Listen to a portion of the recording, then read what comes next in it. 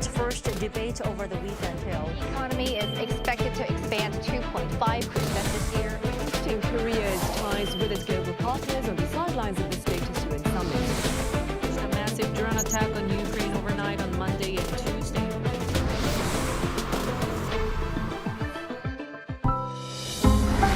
Arirang.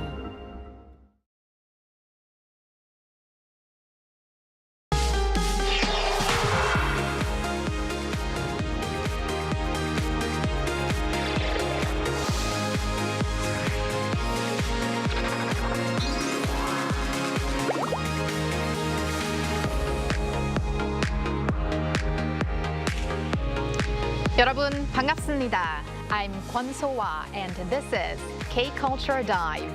Join us in taking a deep dive into the heart of Korean culture, from K-entertainment to AI news and the latest K-pop hot issues today with our expert David Kim. And with that, let's dive in. Joining us on today's show is Bella Kim. Hello, Bella. Hi, Soa, and hello to our K-Culture Dive viewers. I'm Bella Kim, back again to coast and fill you all in with the latest in K-entertainment.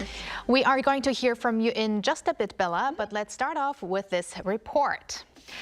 Since last week, K-Culture Dive has been bringing you special coverage of the 48th session of the UNESCO World Heritage Committee in Busan, together with experts who have helped us explore the value and significance of World Heritage.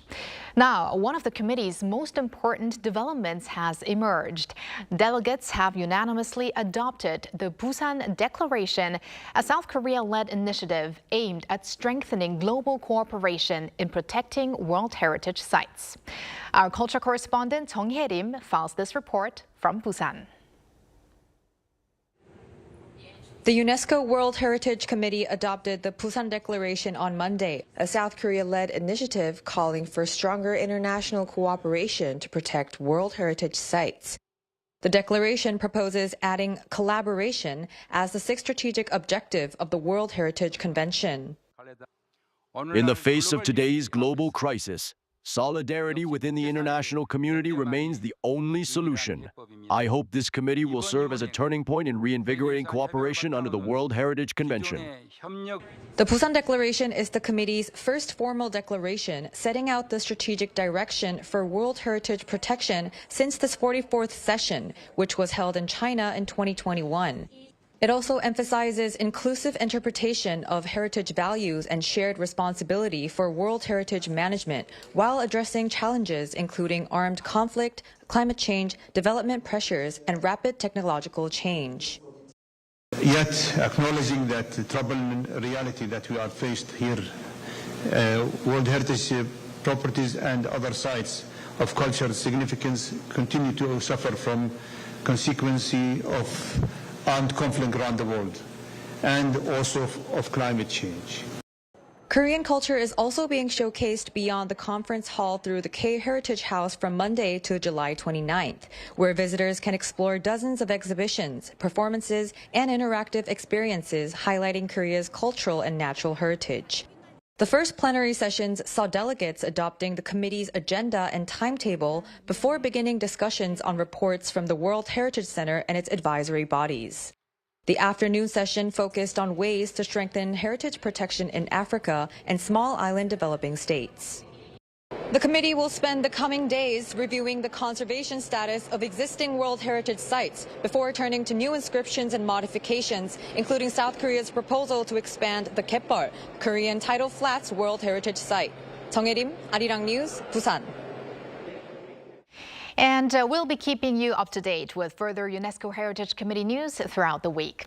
And now, let's turn to our daily K-entertainment news with Bella Kim. Bella, what's our first story? Well, our first story, we're going to kick off with BTS. BTS has scored another global streaming milestone. The group's title track, Swim, and B-side track, Normal, from their fifth full-length album, Arirang, have both entered the top 10 of Spotify's daily top songs global chart. charts.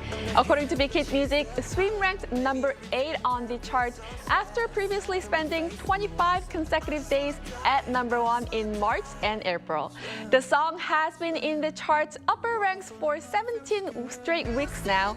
Meanwhile, Normal re-entered the chart at number 9 following the release of its music video and Korean version, drawing renewed attention from fans around the globe. Well, it looks like it's pretty normal for BTS to stay in the charts. Of course. It's high in the charts, that is. But Bella, we're now going to move on to their little brothers, Quartus. Yes. A K-pop rookie group, Quartus, have topped the latest K-brand index for boy groups. The Asia Brand Lab announced that Quartus ranked number 1 in its latest brand evaluation based on big data collected throughout the month of June.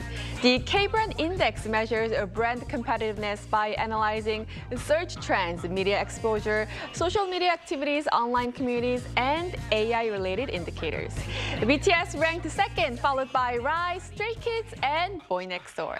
The head of Asia Brand Lab said Quartus' strong results reflect the group's fast-growing fandom and rising global popularity, while noting that BTS continue to demonstrate their lasting influence with a strong global fan base. Lovely to see the two brother groups side by side. But we're going to end with some concerning news, Bella, regarding IU. Right. Singer and actress IU has canceled her September concerts in Goyang and postponed the release of her upcoming album due to a health issue.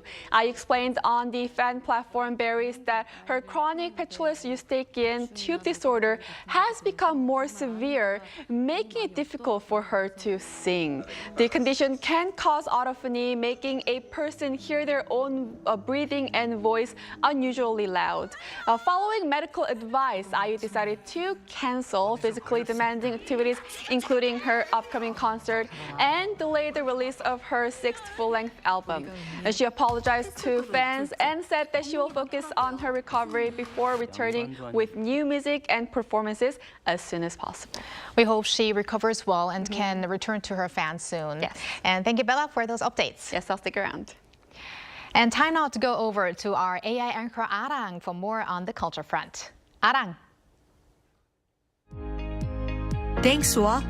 Here's your AI guide to the latest cultural headlines from Korea. Let's begin with our top story. Growing interest in traditional Korean culture drove a surge in visitors to royal palaces and Jongmyo Shrine in the first half of this year.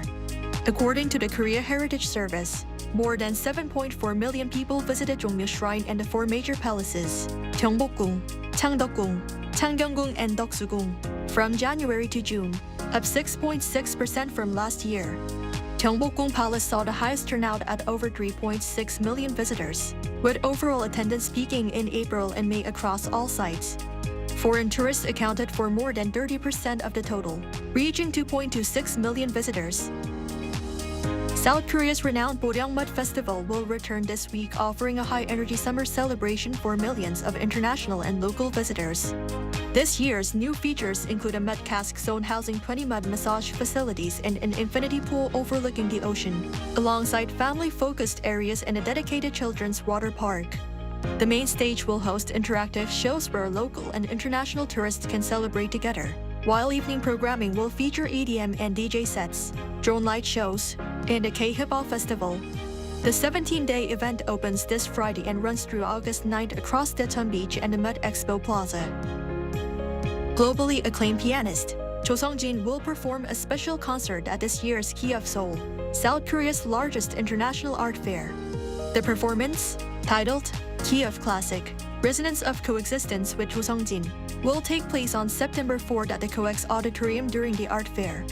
Jo plans to express this year's core theme, coexistence, through his music. Organizers say Key of Classic aims to bridge visual art and classical music, offering attendees a broader multidisciplinary cultural experience. That's all from me. Turning now to a quick look at more K-culture stories making headlines today.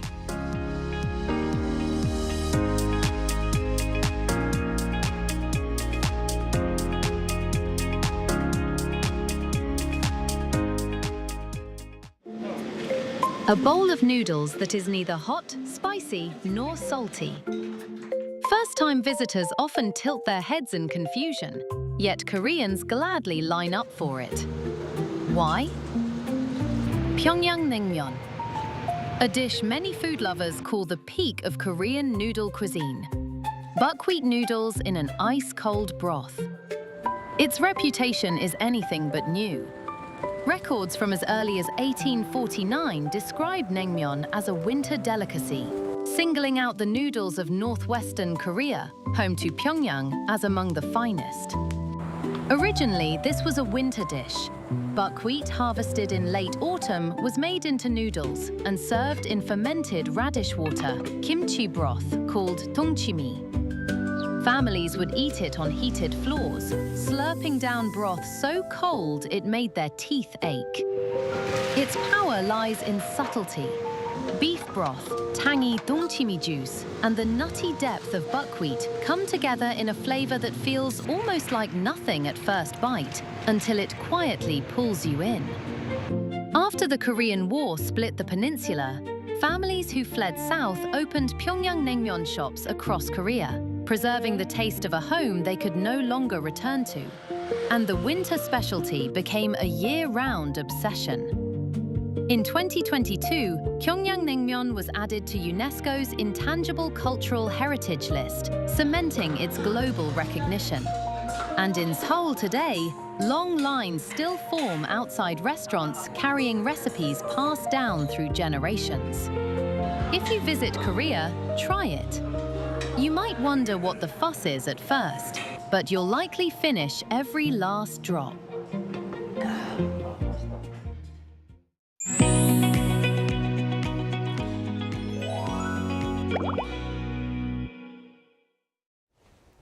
Today, we're taking a look at some of the latest headlines making waves in the world of K-pop. From BTS wrapping up their European leg of the world tour to a short-form craze and a remarkable reverse chart success story. We'll explore the trends shaping today's K-pop industry with David Kim, content creator and adjunct professor at Kyungil University. David, welcome back. Hello, glad to be back.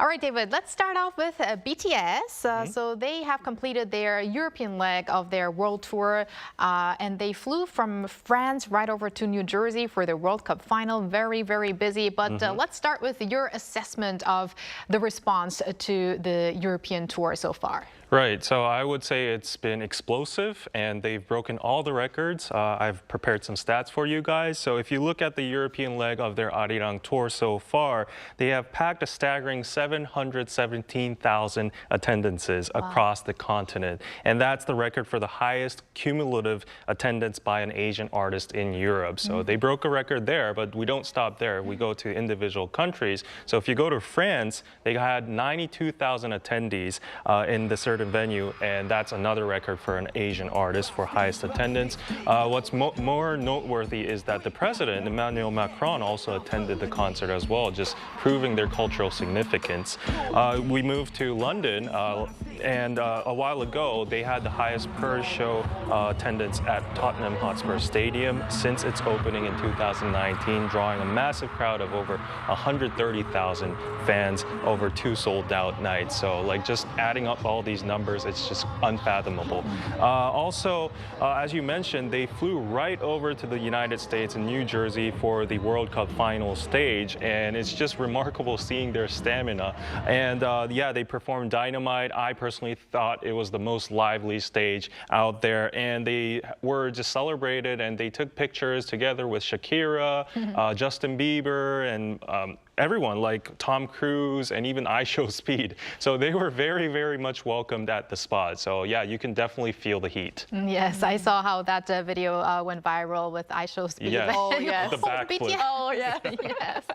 Everyone watched that film, definitely. And also, BTS have been getting love and drawing attention for their short-form content that they've been creating throughout their tour. And it's sometimes related to local trends and also culture as well. So please tell us what you think about this. And also, they're heading back to North America in August. What content do you expect from them?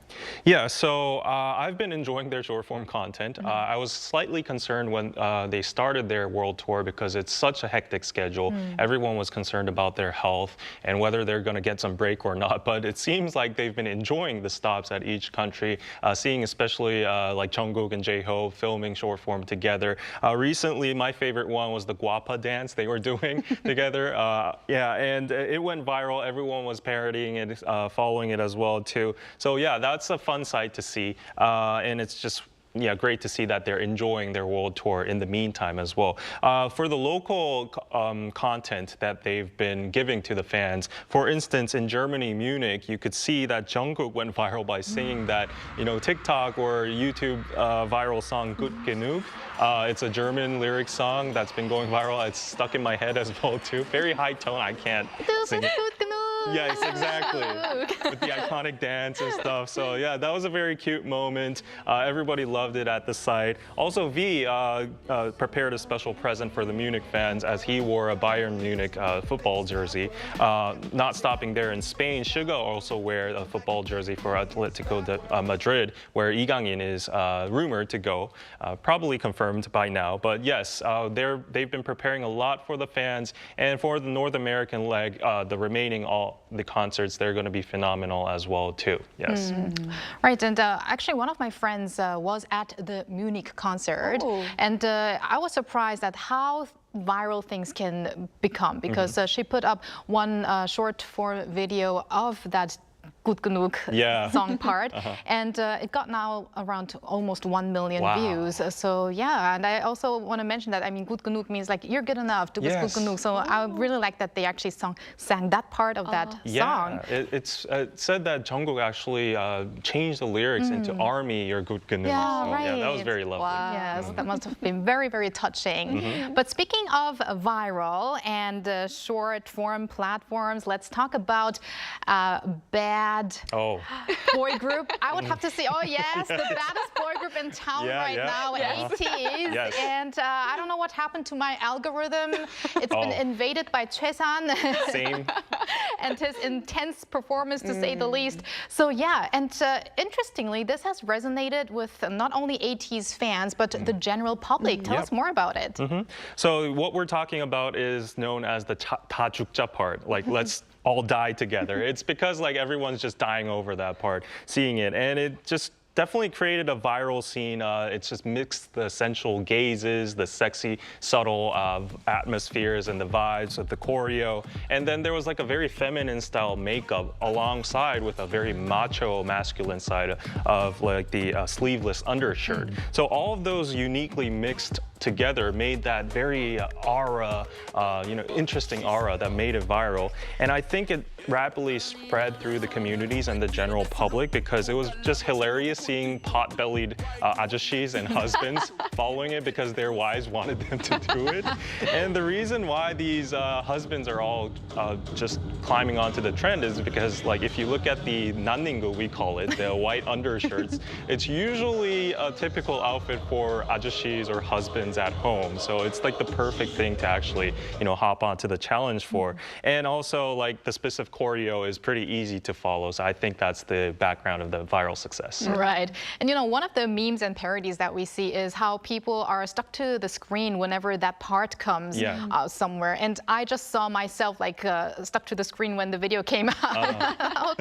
So yes, I mean, let's continue. And we're actually going to continue with ATEEZ. What is interesting is that ATEEZ was very famous actually internationally, more than actually in Korea.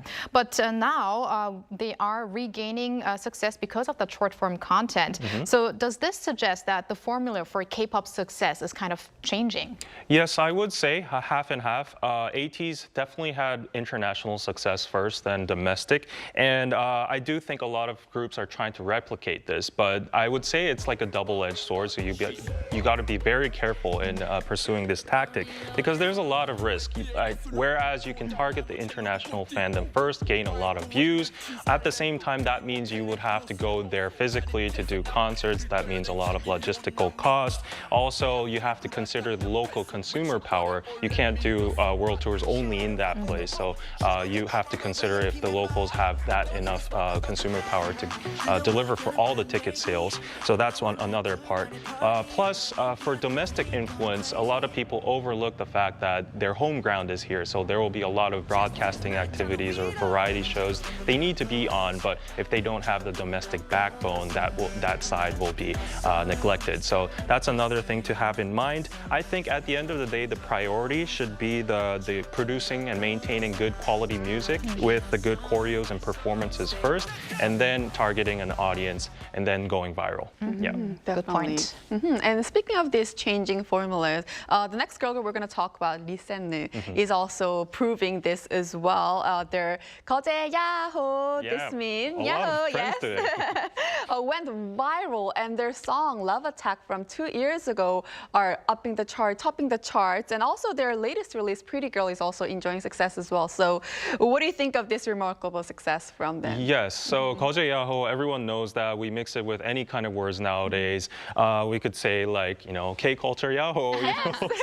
Yeah, so definitely there's a viral aspect to it. There's luck, there's also talent and charm, but also there's the work of the behind the scenes from the YouTube producer that was very talented and consistent in the planning of the concept. And also there was desperateness from the CEO himself, because we were unraveling a lot of stories where he was tirelessly just following the members and supporting them behind the scenes, even being inside a bear, shaped, doll and working, sweating, all that. On top of that, I think the core reason at the end is like when they actually got the spotlight, their song Love Attack upstreamed on the charts, and that just shows that the song is the key. Like the song itself was very good. The public loved it. So I would say, like personally, luck just comes to the people that are already prepared. In that kind of point of view, they were already working hard. They had a good song. They had a dedicated team. That's why when they got their viral moment, they popped off. Yeah.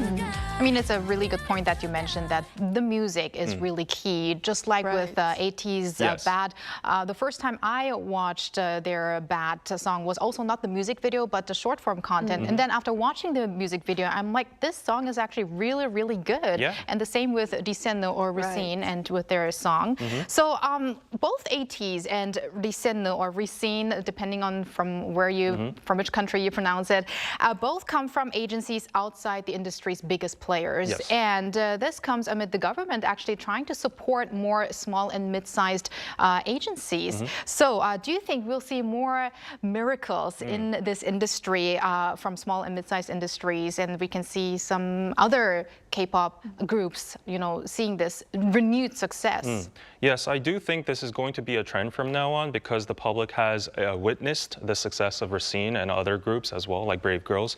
And the public is rooting and cheering for these mid-sized and small agency groups. They want to recreate the miracle. So the tide is definitely there pushing. And I do think the government has now assessed the K-pop industry as a core industry for our country. It is one that elevates our status, brings in a lot of tourists, and generates a lot of revenue. So the government is definitely going to put more investment into it. I think it's going to expand. And with that investment, the small size agencies will have more breathing room or more stamina to go through their expenses. Most of the companies go bankrupt because of the phenomenal expenses of touring, the makeup and all that, the training. So yeah, I think the survival rate is definitely going to increase. At the end of the day, if you look at the K-pop sector as a whole, we have the big three or big four, the industries. Pretty much, you could say maybe it's a monopoly for only the big corporates. So it's better to have small and mid-sized agencies with competent groups to make a healthier and stronger scene in K-pop. For sure. And also, as we previously discussed it, people are watching these short-form contents before even reaching to the music itself. So do you think this is kind of like a trend era that's going on where content kind of creates these fans? And also, how do you think the people discovering K-pop would change or evolve in time? Yeah, so I think that's a great point to recognize that more virality is driving more success nowadays.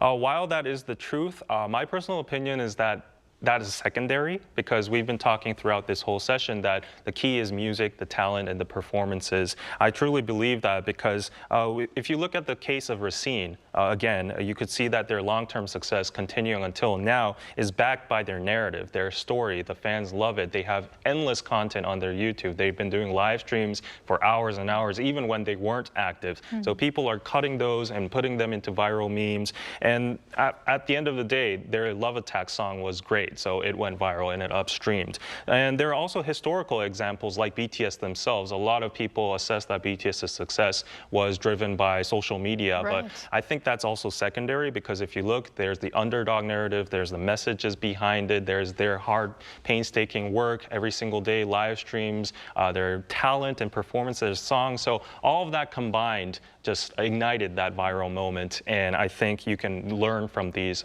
precedents. So yeah, at the end of the day, music, talent, and heartwarming story is the essence of a success.